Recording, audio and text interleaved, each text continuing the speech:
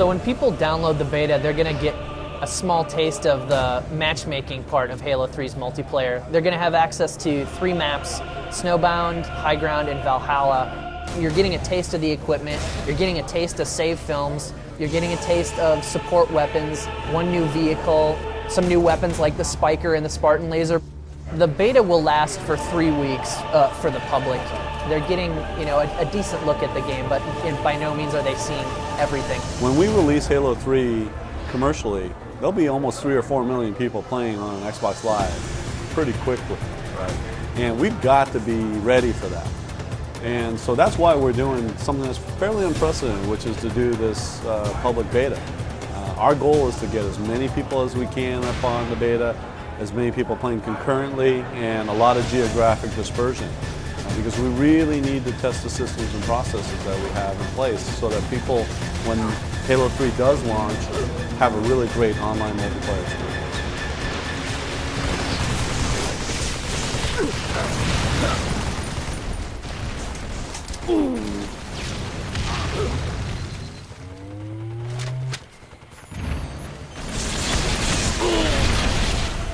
One of the things that players didn't like about the Halo 2 system was just having no choice whatsoever, and we feel we're still really focused on matchmaking. We think it's the right thing to do, but we wanted to find a way to kind of find a middle ground and let people have some options where if you don't want to play that game, okay, fine, you can veto that. Everything's a lot cleaner and streamlined now, and I think we do a better job telling the player what's going on, and at the end of the game, in the post-game challenge report, in the post-game lobby, there's an option to party up. So, if you go into the Rumble training by yourself or Team Hopper by yourself and you had a fun time playing, it's basically you press a button and it's like, hey, I want to keep playing with you guys, who wants to join me?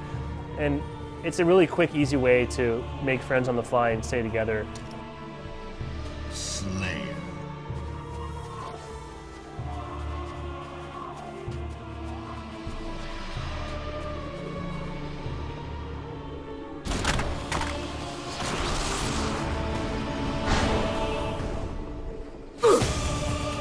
One of the bigger community aspects of Halo 3, and it's a little bit in the beta, is our save film functionality.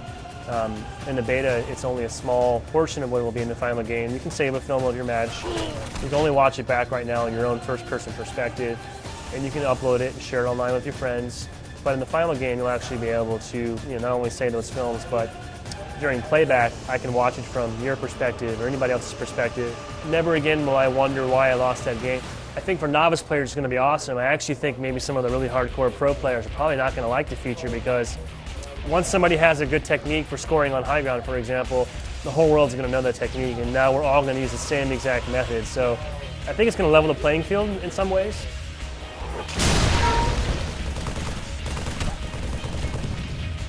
I think 2 of the most important features that we've added into Halo 3 multiplayer are definitely equipment, and then there's a new type of weapon class that we call support weapons, and that's, you'll see guys running around with turrets or missile pod.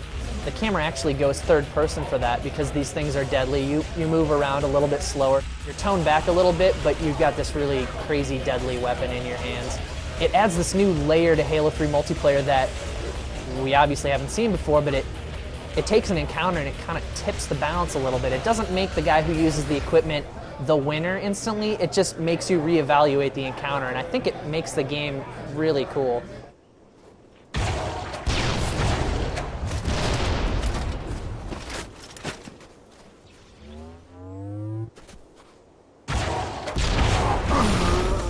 This is just a beta, and we're only revealing a small subset of the actual game and our features. So we have surprises that nobody's seen coming yet. This isn't all the weapons, not all the vehicles, not all the maps or game types even, and there's probably some other stuff that no one's even expected that we're looking forward to revealing later on. I don't know what the future holds for Bungie. We're definitely at a pretty interesting point in our studio right now where our immediate priority is obviously just getting Halo 3 done and the best game we can possibly make. What really separates Halo from a lot of other video game titles out there is the fact that Bungie has done a great job of creating a very rich and compelling universe with Halo. We're going to tell different stories about that through Halo Wars. what we do with Peter Jackson in the Halo universe is going to be different from what we've done in Halo 1, 2, and 3 as well. And it's all about developing the property, hopefully doing it in the right way so that it becomes something that's much greater than the sum of the parts. We're going to be careful about how we grow the universe and how we, the kinds of titles that we do there, because it's not something that we want to just, try to monetize as quickly as we possibly can. We're building a really great long-term asset. So the game is Halo 3. It's coming out fall 2007 on the Xbox 360.